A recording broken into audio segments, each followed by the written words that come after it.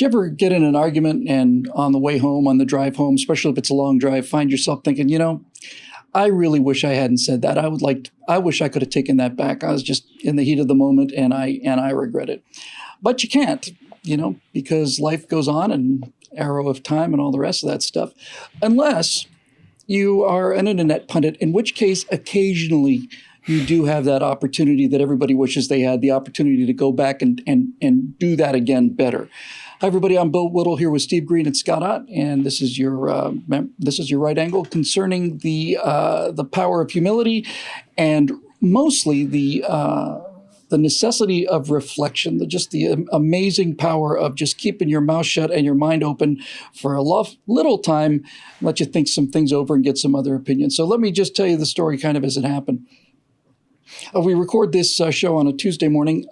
Yesterday morning, a Monday morning, Scott gave me a question on Bill Whittle Now. Now, I never know what those questions are going to be.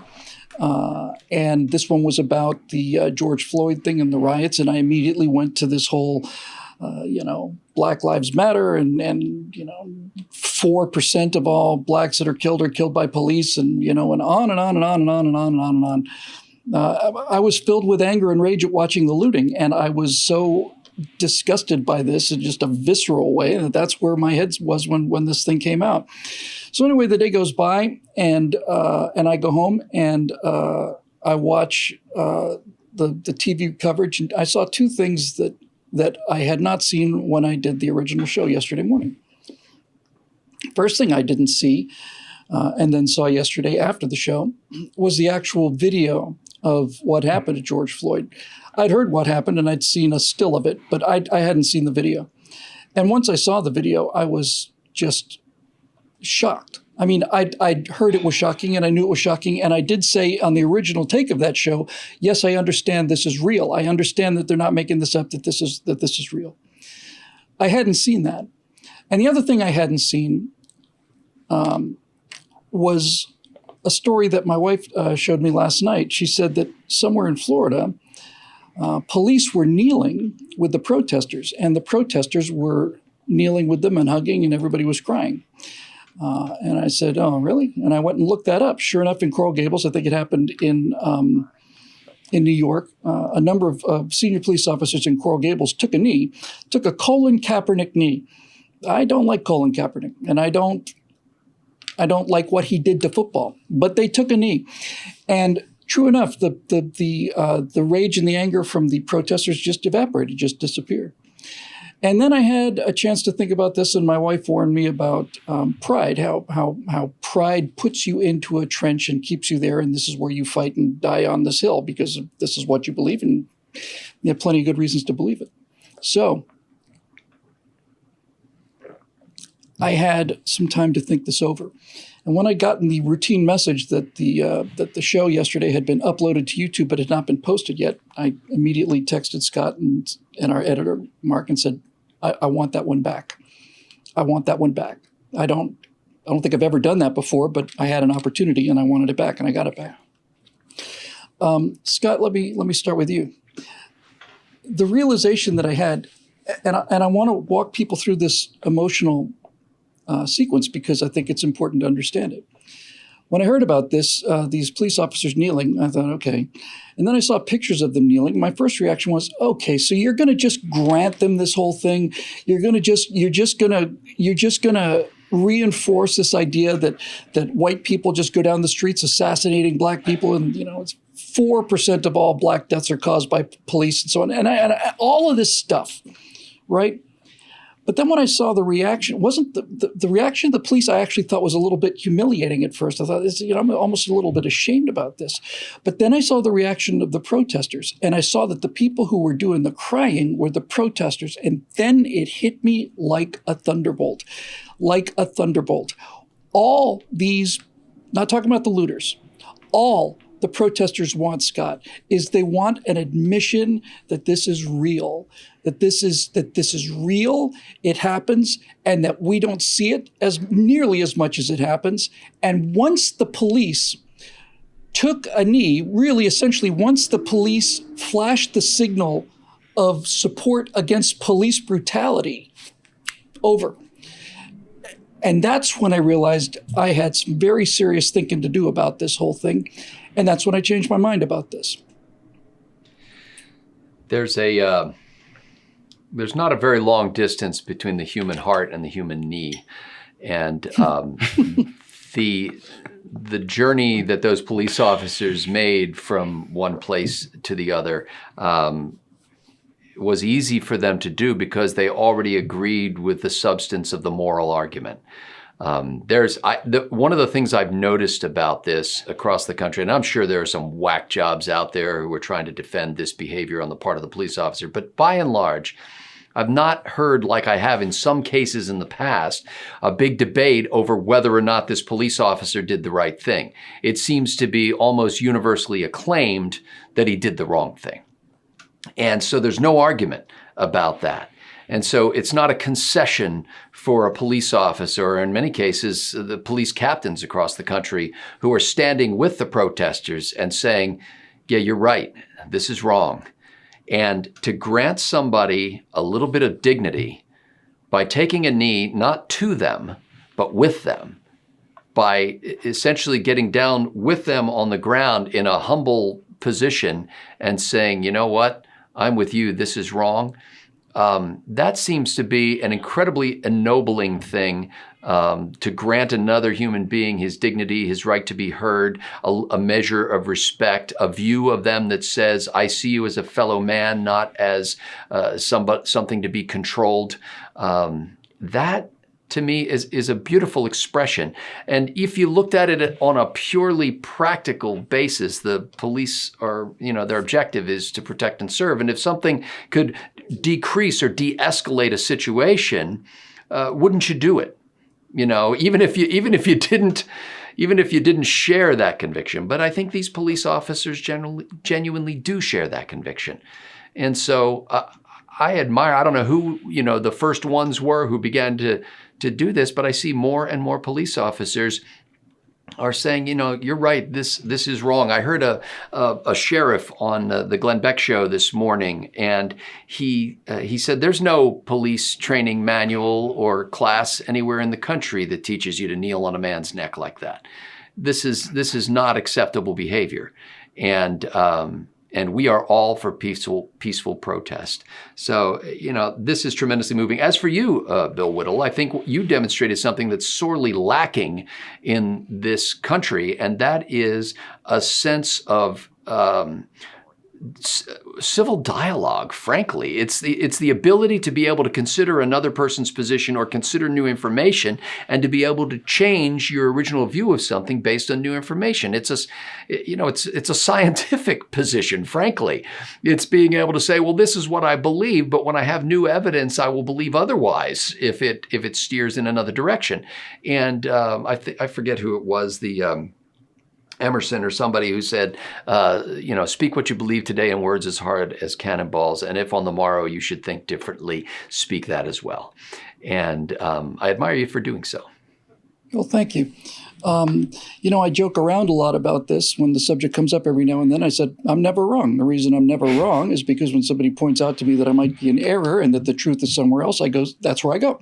I go stand where the truth is. It's been the whole objective of everything that I've been trying to do with all of this. And I've said that so many times that I've gotten kind of flippant a little bit,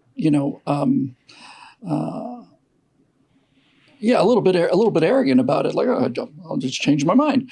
And what I'm trying to recreate here and have people perhaps get some insight on is that this is sometimes a very simple thing. Like, I didn't realize that the Enterprise had 4 nuclear reactors. I thought it only had 2. Sometimes it's very simple. Other times it is excruciatingly hard.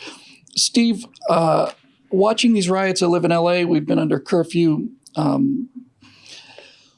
When I see young people with screaming into the faces of a policeman who's just this far away, screaming at the top of their lungs, and this police officer is maintaining this professional facade, I say to myself, this guy's not made out of stone. He has the same emotions that I do. I come down on the side of the police on this one. I think being a police officer in America is the hardest job in the world. It's easy in totalitarian countries. Other countries don't have any law, but here you've got, not only do you have civil rights, but you also have a pretty rascally population as a general rule who don't like being told what to do. And so I think it's the toughest job in maybe in the world. It's up there. And so that's where my sympathy goes. But what I realized and what I saw was that the act of these police officers taking a knee, Steve, it didn't cool things down, and it didn't lower the pressure. It just turned it off. It was over. It was so flagrantly, brilliantly obvious. It was like, and that's when I realized, I said, that's it. That's all they want. That's all they want. This isn't something that is de-escalating the situation. It's done. And I realized that I had misunderstood this, and that my arguments about 96% of black murders being other blacks murdering other blacks is something that I would like to see addressed. And I don't like this narrative that blacks are just being preyed upon by whites. I think that's a political narrative. But when I saw the reaction on the protesters, that's when it hit me. And I'm wondering if you have similar feelings about that, or whether you have had a situation remotely like this. Oh, yeah. Wow. Where to begin? That's a lot to chew on there. Geez, yeah, they say it takes a big man to admit his mistakes, and sometimes it takes an even bigger man to get him to do it. So I'm glad. I'm glad that you didn't need that you had that light switch thrown on you from new data. That's what I've been saying for a couple of weeks now concerning the coronavirus, that some people are just data proof. They're still trying to function on the information that we were getting back in February and March that has since been turned upside down in many cases. I've been writing vodka pundit for almost 20 years. Yeah, I posted some real stinkers over the years, and you get that black pit. I used to have back when vodka pundit was still its own blog and not part of PJ Media, I used to have a semi-regular feature. It wasn't frequent enough that I should have quit the business, but I would have preferred it had it been less frequent, and it was called Mea Culpa. And that would be my headline. Mea culpa. Here's what I got wrong, and here's what is right now. I hope that I don't have to do this again on this issue. And that's how we learn and we grow. At least I hope so. On a personal level, it doesn't happen so much at work anymore. It's all corporate now. So yeah, everybody has to be more careful about what they say. I'm a guest blogger at Instapundit, and Vodka Pundit is part of PJ Media, which is part of Town Hall, which is part of Salem. So you're just very much more careful, not circumspect. You're not hedging your arguments, but you have to take more time and be more thoughtful. It's why I got out of Twitter. Twitter encourages people to have the fastest, meanest, hottest take, and I found it was making me miserable. I was just, everybody look at how smart and how mean I am. And that's what Twitter encourages people to do, and I encourage everybody to get off of there. It's bad for your soul. Cut it out. I did. It's been almost 2 years. I feel great. Actually, maybe more than 2 years now. I can't even remember how long it's been. Normally now, the most frequent time I get I get up that empty black pit in my stomach feeling when I know I've really screwed up with something I shouldn't have said. And especially lately, it's almost always with my kids. They're 14, they're 9, they're both boys. They haven't been in school since February or the first week of March or something like that. For the first 2.5 months of this, there was just nowhere to take them, nothing to do.